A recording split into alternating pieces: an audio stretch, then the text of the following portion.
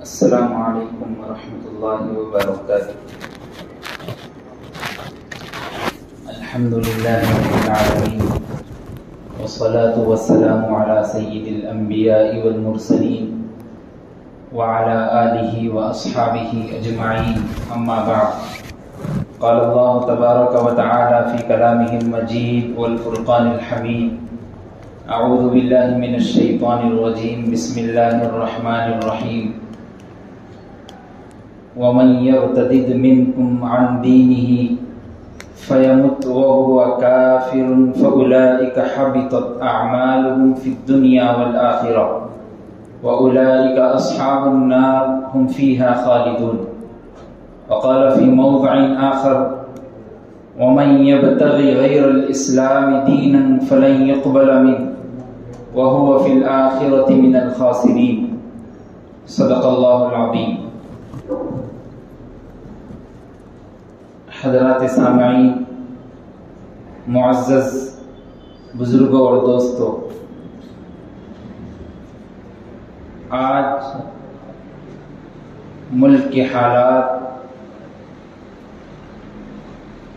بد سے بدتر ہو رہے ہیں اور ہم ایسے ماحول اور ایسے پرفتن دور میں جی رہے ہیں جس کے بارے میں نبی کریم علیہ الصلاۃ والسلام نے فرمایا تھا کہ ایک زمانہ آئے گا جس زمانے میں لوگوں کے سامنے دین کی تعلیم دی جائے گی، قرآن کریم کی طرف ان کو بلایا جائے گا اور دین سے جوڑنے کی کوشش کی جائے گی، لیکن لوگ اسلام سے باہر ہو کر، اسلام سے خارج ہو کر، اسلام سے نکل کر شیطان اور کافروں کے پھندے میں آئیں گے، اور اس دور کو ہم دیکھ رہے ہیں۔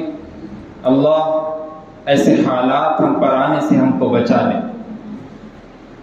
موجودہ دور میں ایک لہر فتنے کی بہت تیزی کے ساتھ بڑھ رہی ہے، جس کو ارتداد کی لہر کہا جاتا ہے۔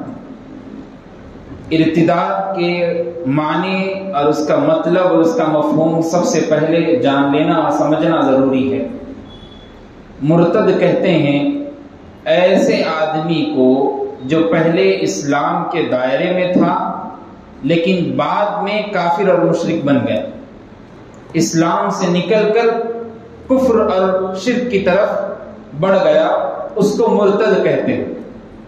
اللہ تبارک و تعالیٰ نے قرآن مجید میں فرمایا: وَمَن يَرْتَدِدْ مِنْكُمْ عَنْ دِينِهِ فَيَمُتْ، تم لوگوں میں سے جس نے دین سے ارتداد کیا، مرتد ہو گیا، فَيَمُتْ، اور اسی حالت میں مر گیا، وَهُوَ كَافِرٌ، تو وہ کافر ہے، فَأُولَئِكَ حَبِطَتْ أَعْمَالُهُمْ فِي الدُّنْيَا وَالْآخِرَةِ، تو اس کے دنیا اور آخرت کے اعمال خطرے میں ہیں، خراب ہو گئے، ضائع ہو گئے۔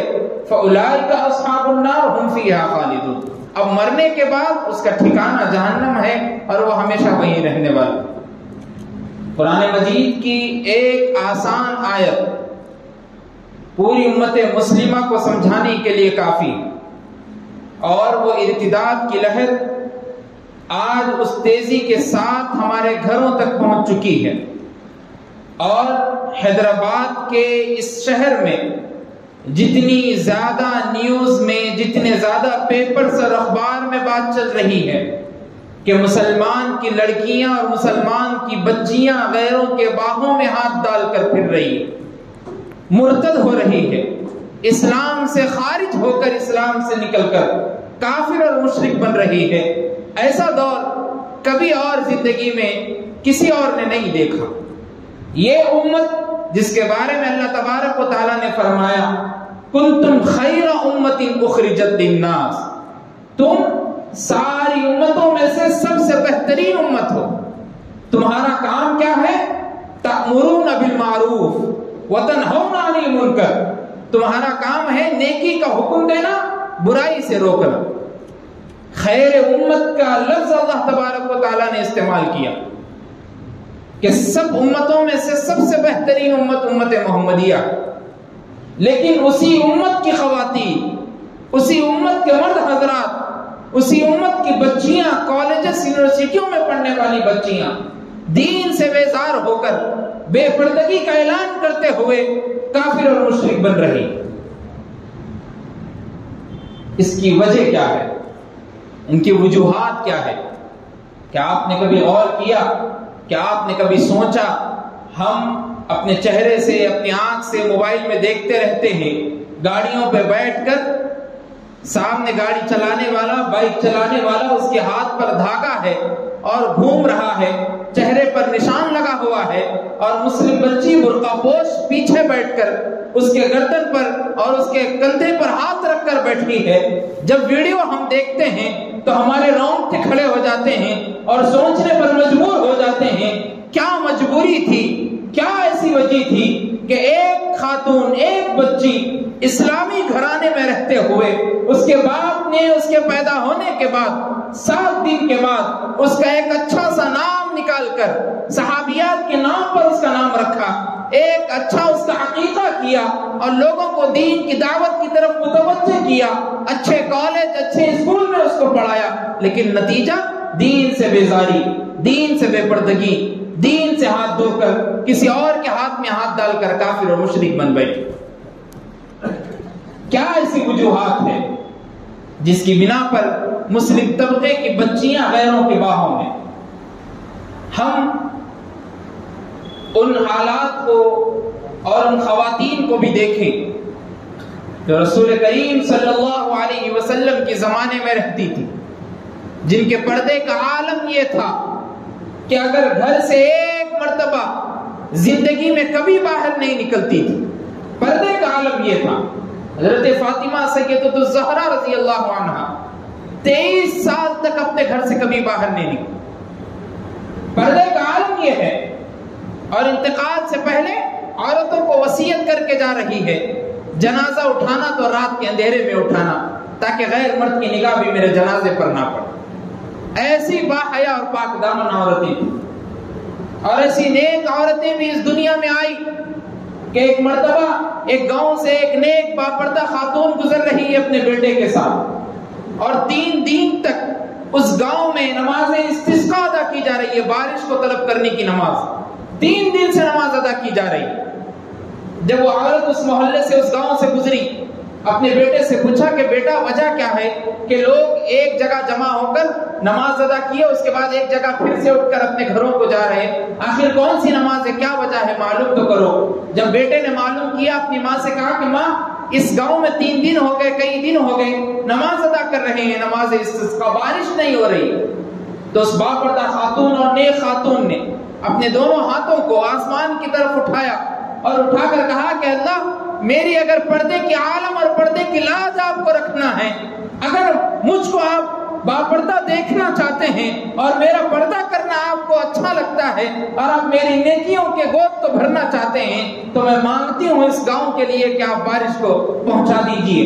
علماء کرام کتابوں میں بات ملتی ہے کہ اس کے وہ دونوں ہاتھ ابھی اس کی جگہ تک پہنچے بھی نہ تھے کہ اللہ نے بارش کو، تیز رفتار بارش کو نازل کر دی۔ ایسی نیکدار خاتون بھی موجود تھی۔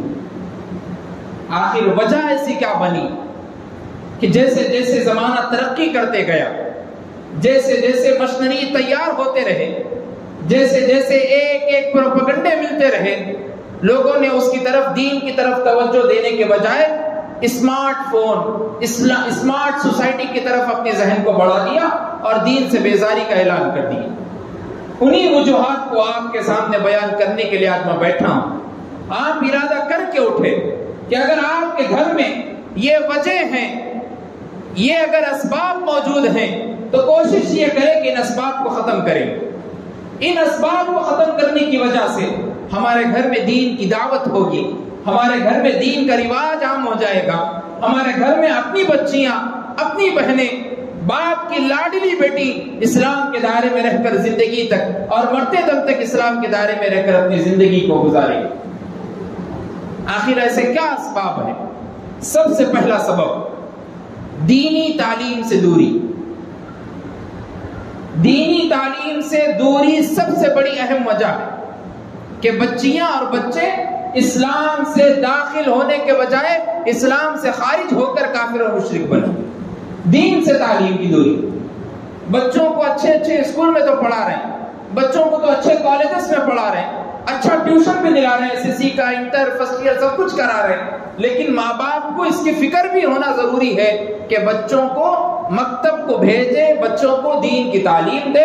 اپنے گھر میں نظام العمل یہ بنائیں کہ جب فجر کی نماز سب پڑھیں گے, فجر کے بعد پھر اٹھیں گے, قرآن شریف کی تلاوت ہوگی, سورہ یاسین کی تلاوت ہوگی, اس کے بعد 2-3 احکامات خداوند قدوس کے سنے جائیں گے, تفسیر پڑھی جائے گی, اس کے بعد پھر آرام کریں گے.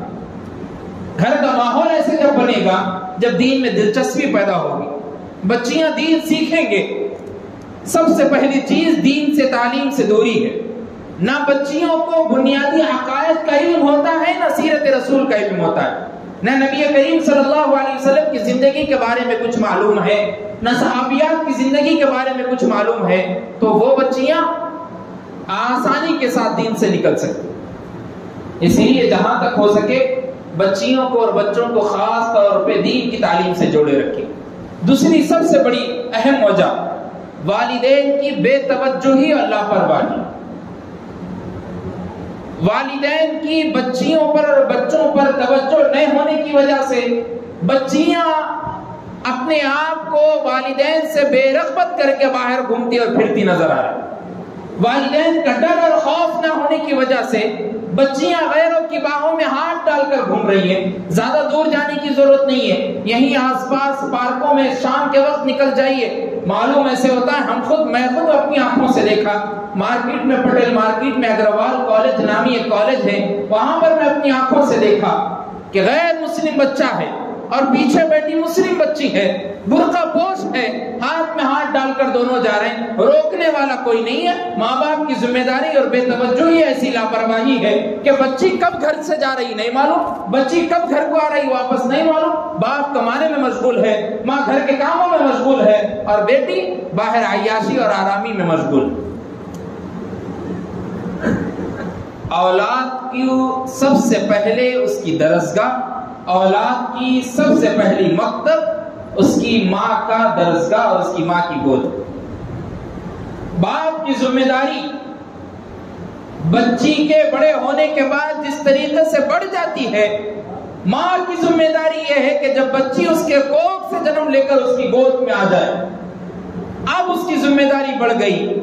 اس کے شادی ہونے تک اور اس کے مرتے دم تک ماں کی ذمہ داری یہ ہے کہ پوچھ پوچھ کر اس کو معلوم کرے, اس کی طرف رغبت ہو اور توجہی کے ساتھ اس کی طرف باتیں سنیں اور کہیں کہ کیا مسئلے ایسے ہیں, کیا مسائل آپ کو ایسے پیش آ رہے ہیں, آپ میرے سے بات کریں. سب سے پہلی درسگاہ ماں. والدین کی بے توجہی کی وجہ سے آج ایسے سارے نیوزز میں, آج ایسے سارے اخبارات میں ہم سننے کے لیے بیٹھے. تیسری سب سے بڑی اہم وجہ بے جا آزادی, بغیر وجہ کے آزادی دینا. کوئی وجہ ہی نہیں ہے, باہر جانا کوئی کام ہی نہیں ہے. بہت سارے بچیوں کی اور ماں باپ کی, پیرنٹس کی شکایت تو یہ رہتی کہ بچی بول کے ٹیوشن کے لیے تو نکل جاتی, لیکن وہ بچی ٹیوشن پہنچی یا نہ پہنچی نہ ماں کو معلوم ہے, نہ باپ کو معلوم ہے, نہ بھائی نوجوان گھر میں بیٹھا ہے اس کو بھی نہیں معلوم, وہ فون میں مبتلا ہے. اور بہن کہاں پھر رہی اور بچی کہاں جا رہی کسی کو کچھ نہیں معلوم. بے جا آزادی دے دیے بغیر آزادی کے. باپ کی ذمہ داری یہ ہے کہ جب بچی کا کالج کا ٹائم ہو جائے, اسکول کا ٹائم ہو جائے, باپ کی ذمہ داری بنتی ہے کہ وہ گاڑی میں اپنے پیچھے بٹھائے, اس کو لے کر جائے, پھر جب وقت ہو جائے تو پھر کالج سے لے کر گھر کو آئے. جب تک آپ اس کو آپ کی نگرانی میں نہیں رکھیں گے دین کا کوئی ثبوت آپ کو نہیں مل سکے. اس کے بعد سب سے بڑا چوتھی اور اس کا سب سے بڑا اہم وجہ مخلوط تعلیم. سب سے بڑی اہم وجہ جو دین کی تعلیم سے دوری کا سبب بن رہا اور بچیاں مرتد اور ارتداد کی لہر میں دوڑ رہی ہے, مخلوط تعلیم کا نظام. مخلوط تعلیم بچے اور بچیوں کا آپس میں مل کر پڑھنا. کئی کالجز, کئی یونیورسٹیاں ایسی ہے جس میں بچے اور بچیوں کو ملا کر مخلوط تعلیم دی جاتی. ہم یہ سمجھتے ہیں کہ بھائی سب سے بڑا کالج ہے، سب سے بڑی یونیورسٹی ہے، ہماری بچی اگر یہاں سے پڑھ کر نکلے گی تو اس کا نام ہوگا، اس کو جاب ملے گی، بڑی کمپنی میں اس کی ایک جاب ہوگی، باہر جانے کے لیے بہت آسانیاں فراہم ہو جائے گی. لیکن آپ نے کبھی سوچا کہ اس کی اس بیٹھک کی وجہ سے اس کے دل پر دین کی جو مہر آپ نے بچپن میں ڈالی تھی وہ دھیرے دھیرے ختم ہو گئی؟ کیا آپ نے کبھی سوچا کہ اس کی ماں نے اس کو نماز کا طریقہ بچپن سے سکھایا تھا، وہ بچی کسی غیر کے ساتھ بیٹھ کر پوری نماز کے طریقے کو بھول رہی ہے؟ اور کئی ایسے واقعات ہمارے سامنے آ گئے کہ بچی غیر کے ساتھ رہ کر دوسرے دن ماں باپ سے سوال یہ کر رہی ہے کہ امی پہلے ہم بھی وہی کافر اور مشرک تھے، ہمارے پاس یہ دین اسلام نیا نیا آیا ہے، پہلے ہم جو مسلک پہ تھے وہی مسلک پہ آپ زندہ رہیں. ایسے بچیاں سوالات کریں. ان کے ذہنوں کو کیوں خراب، ان کے ذہنوں کو کس نے خراب کیا، اور وجہ کیا بنی؟ وہی مخلوق تعلیم جس کو آپ نے بہت اچھا یونیورسٹی، بہت اچھا کالج سمجھ کر ڈالا تھا، وہ آپ کی بچی کی دین سے تعلیم اور دین سے ہاتھ دھونے کا سبب بنا. اس لیے جہاں تک ہو سکے ایسے کالجز کو ترجیح دے، ایسے اسکولوں کو ترجیح دے جہاں پر الگ الگ نظام تعلیم ہو، جہاں پر بوائز کا سیکشن الگ ہو، گرلز کا سیکشن الگ ہو، ایک ایک کا فلور، ایک ایک کی بلڈنگ الگ ہو، تاکہ ایک دوسرے میں مخلوط تعلیم نہ ہو، ایک دوسرے میں مل جل کر بیٹھنا نہ ہو، بچیاں بچیوں میں رہے اور بچے بچوں میں رہے. ایسے اسکول اور ایسے کالجز کو ترجیح. اس کے بعد اہم وجہ شادیوں میں تاخیر. شادیوں میں تاخیر وہ کیوں ہو رہی ہے؟ وہ مردوں کی وجہ سے ہو رہی. وہ ہے جہیز. مرد ایک لمبی فہرست باپ کے سپرد کر دیتا ہے بچی کے کہ یہ اگر آپ دیں گے تو ہم شادی کریں گے آپ کی بچی سے، ورنہ نہیں. اور وہی بچی باپ 3 بچیوں کو گھر میں پالتا ہے، 3 ٹائم کا کھانے کے لیے بس اس کی اتنی نوکری ہے، وہ اتنی لمبی فہرست کو بیٹی کی شادی میں کہاں سے لا کے دے سکتا؟ بچی وہ 21 22 24 25 عمر کی ہو جاتی. اس کے بعد بچی سمجھتی کہ اسلام دین یہ زبردستی کا مذہب ہے. وہاں تو ہندوؤں کے پاس یہ رواج تو عام ہے لیکن وہ لوگ زیادہ فورس نہیں کرتے. میں میرے ہندو ایک بیسٹ فرینڈ سے ایسی بات سنی تھی، میں اسی کے ساتھ زندگی گزارنے کے لیے تیار ہوں. ہماری اس لاپرواہی کی وجہ سے، ہماری زبردستی کی وجہ سے، ہماری جہیز جیسے بیکار رسم کی وجہ سے ایک اسلامی بچی، ایک مسلم بچی مرتد ہونے کے لیے تیار ہو. جہاں تک ہو سکے کوشش یہ کرے، جہاں تک ہو سکے ارادہ یہ کرے کہ بھائی جب میں نکاح کروں گا، جب میں کسی کے ہاتھ میرا پیغام بھیجوں گا تو یہ بات بھی ضرور لکھوں گا کہ آپ کی بچی کی طرف سے مجھے کچھ نہیں چاہیے، آپ کی طرف سے مجھے کچھ نہیں چاہیے، آپ کی بچی کا ہاتھ میں نکاح کے طور پہ میرے ہاتھ میں لیتا ہوں، اس کے بعد ساری ذمہ داریاں میں اپنے حوالے کر دوں، کوئی مجھے چیز نہیں چاہیے. یہ اسلامی ہم کو ایک نصیحت کی گئی اور اللہ کے رسول صلی اللہ علیہ وسلم کی عادت. ہم کئی شادیاں اللہ کے رسول صلی اللہ علیہ وسلم کی نکاحیں ہم پڑھتے ہیں، 11-12 شادیاں اللہ کے رسول صلی اللہ علیہ وسلم نے نکاحیں کی. آپ مجھے ایک شادی میں بتا دیجئے کہ آپ نے جہیز کا ارادہ اور مطالبہ کیا. کسی شادی میں نہیں. مہر جس کو اللہ کے رسول صلی اللہ علیہ وسلم نے سنت مؤکدہ قرار دیا اور مہر دینا بھی ضروری ہے، واجب قرار دیا گیا، اس مہر کو ادا کرنا. ہم یہ سمجھتے ہیں کہ مہر جب ادا کر دیتے تو بہت سارے لوگ قرض رکھ کر شادی کر لیتے اور مہر بولتے کہ میرا ہی پیسہ ہے شادی ہونے کے بعد. علماء کرام فتویٰ یہ دیتے کہ اس کی شادی میں وہ رکاوٹ اگر مہر بن گیا تو پھر نکاح بھی نہیں ہوگا جب تک مہر ادا نہ کیا. جہیز تو برابر ٹائم پہ لے رہے لیکن مہر دینے کی بات آ گئی تو اب تم کا شادی ہونے کے بعد آپ کی الماری میری الماری، کہاں جائے گا پیسہ، ایک ساتھ رہ کے زندگی گزاری. تو اہم وجہ یہ ہے کہ شادی میں تاخیر ہو رہی ہے، اس لیے بچیاں ارتداد کا شکار اور ارتداد کی لہر کی طرف دوڑ رہی ہیں. اس کے بعد سب سے آخری چیز، ہم نے اپنی بچیوں کا اپنے گھر میں دین کا ماحول نہیں بنایا. دین کا ماحول اگر ہمارے گھر میں ہوتا، دینی ماحول، اور دینی ماحول کے اندر ہماری بچیاں قرآن کریم کی تعلیم، نمازوں کی تعلیم، سیرت رسول کی تعلیم، اخلاقیات کی تعلیم، آداب کی تعلیم، سنن کی تعلیم اگر لیتی تو ہماری بچیاں غیر تو غیر اپنے لوگوں کی طرف بھی نظر اٹھا کر نہیں تھی. اس لیے جہاں تک ہو سکے اپنے گھر میں ایک اسلامی ماحول بنائیے، ایک ایسا ایک سیکشن آپ بنائیے کہ اس گھر میں ہم فجر کے بعد پورے آس پاس میں مل کر ایک خاندان کے لوگ بیٹھ کر ہم قرآن مجید کی تفسیر پڑھیں گے اور اس کو سمجھیں گے، سیرت رسول کو ہم پڑھیں گے، رومن انگلش میں آج کل موجود ہیں، ہم اس کو پڑھ کر اپنی زندگی کو سنوار سکتے ہیں. ان اسباب کی وجہ سے ان اسباب کی وجہ سے بچیاں ارتداد کی لہر میں پہنچ رہی اور دین سے خارج ہو رہی. اب ان اسباب کو ختم کرنے کے لیے کیا کیا چیزیں ضروری ہے وہ بھی سن لینا اور وہ بھی جان لینا ضروری ہے. سب سے پہلی چیز حتی الامکان مخلوط تعلیم سے بچیوں کو اور بچوں کو بچائے. یہ بھی بات آپ کے سامنے آ گئی. اور تقریباً جہاں تک ہو سکے اسمارٹ فون اور بائک وغیرہ خرید کر بچیوں کو نہ. ضرورت کے لحاظ ضرورت ہے, ایسی ضرورت ہے کہ اسمارٹ فون کے بجائے آج کل پڑھائی نہیں ہو سکتی. ساری چیزیں جو کوشچنس آپ کو اسکول میں اور کالجوں میں دیے جاتے ہیں اس کے آنسرز زیادہ تر گوگل پہ موجود رہتے. تو بچے اور بچیاں یہ چاہتے کہ اگر ہم کو تھوڑی دیر کے لیے فون دے دیا جائے تو ہم پورا سائنس کا بایو کا سارا مشکلات حل کر لیں گے. تو ضرور کوشش یہ کریں کہ تھوڑے وقت کے لیے ان کے ہاتھ پر فون دیں, خرید کر ان کو دے دینا, بائک دے دینا. وہی بچیاں خرید کر بائک پہ چلاتے ہوئے وہاں پر ٹائم بانڈ پر آپ کو دکھائی دیں گی, زو پارک کے پاس آپ کو دکھائی دیں گی, تین تین ایک ایک گاڑی پر بیٹھتے ہوئے بھگاتے ہوئے برقعے پر بغیر ہیلمٹ کے پھرتی ہے. اور نظر میں ایسی آتی ہے, بعض لوگ یہاں تک بھی کہہ دیے, میرے کانوں میں یہ بات تک پہنچی, ہم ایک سگنل پر موجود تھے, ایک آدمی کہہ رہا تھا کہ بھائی مسلمانوں کا مذہب تو یہ ہے کہ ان کو سکھایا جاتا ہے کہ بچیوں کو گھر سے نہ نکالے. یہ تو دیکھ کر ایسے معلوم ہو رہا ہے کہ ان کے دین میں کچھ نئی بات موجود ہو گئی کہ ان کو گھر سے اب نکالا جائے. حالانکہ قرآن مجید میں اللہ نے فرمایا الیوم اکملت لکم دینکم واتممت علیکم نعمتی, اب تمہارا دین مکمل ہو گیا, تمہارا کام مکمل ہو گیا, اب جو باتیں تمہارے تک پہنچی وہ دوسروں تک پہنچانا تو میری ذمہ داری ہے. یہ چیزیں ہم کو سیکھنا ہے, ان چیزوں سے ہمارے گھر کو صاف ستھرا کرنا ہے, ہماری بہنوں کو, ہمارے بچیوں کو, ہمارے اولادوں کو تعلیم دینا ہے.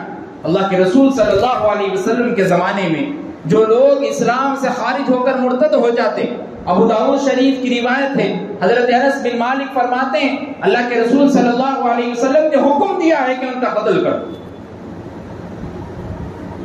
اسلام کو چھوڑ کر مرتد ہونے والوں کا حکم قتل کرنا.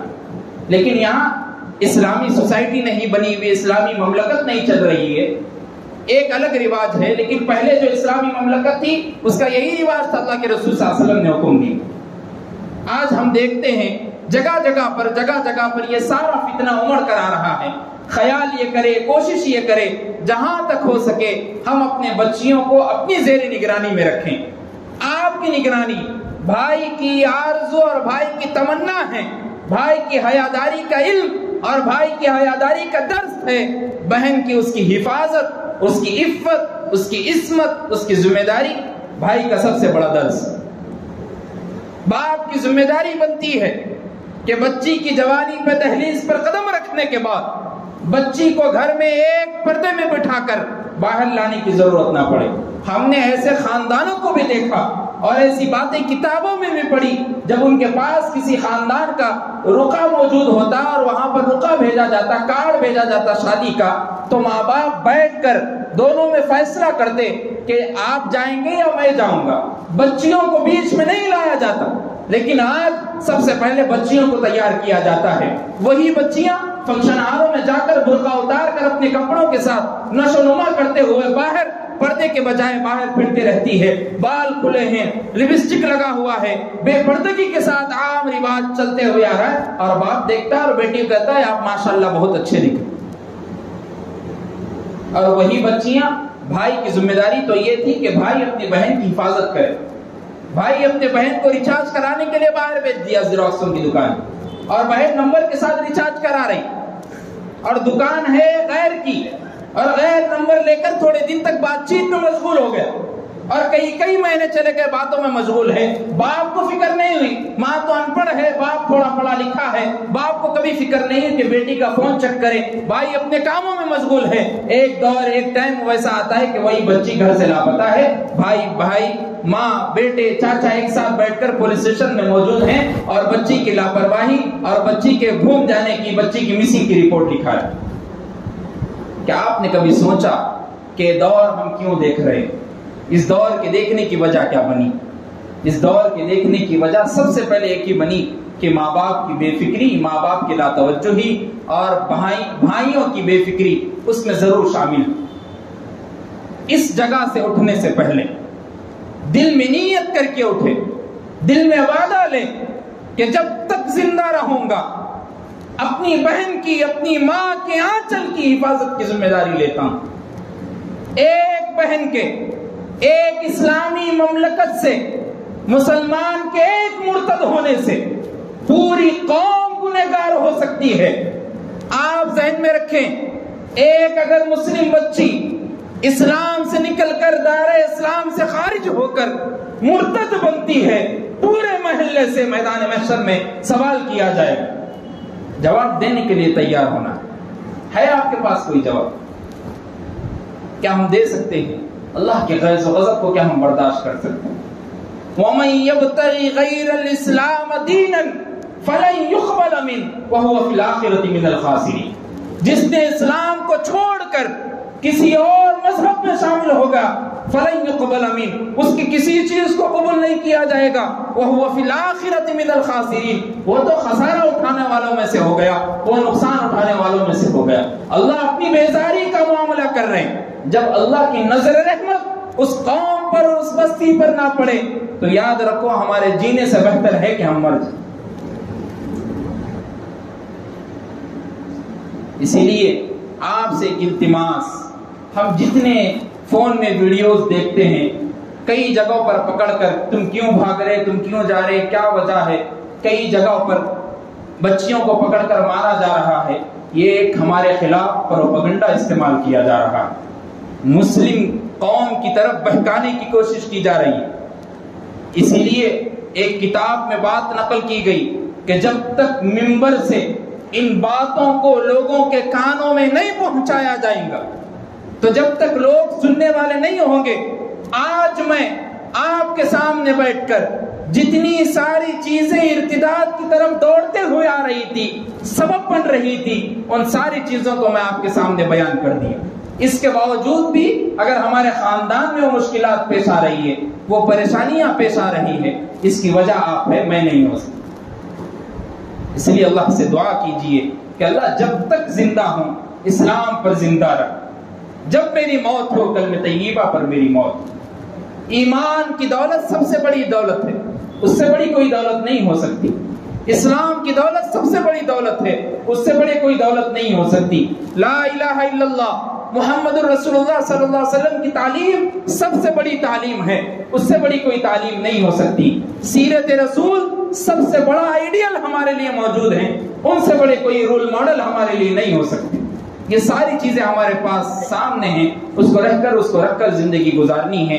اللہ سے دعا کیجئے کہ اللہ ہم سب کو کہنے سننے سے زیادہ عمل کی توفیق عطا فرمائے، اور جب تک ہم زندہ رہیں ایمان پر، اسلام پر زندہ رہیں، اور ایسی بچیاں جو ارتداد کا شکار ہو رہی ہے ان کے دل میں اللہ کا خوف اللہ پیدا کر دے۔ اللہ سے دعا کیجئے اللہ ہم سب کو کہنے سننے سے زیادہ عمل کی توفیق عطا فرمائے۔ وآخر دعوانا الحمدللہ رب العالمین۔ جو حضرات سنت نہ پڑے ہوں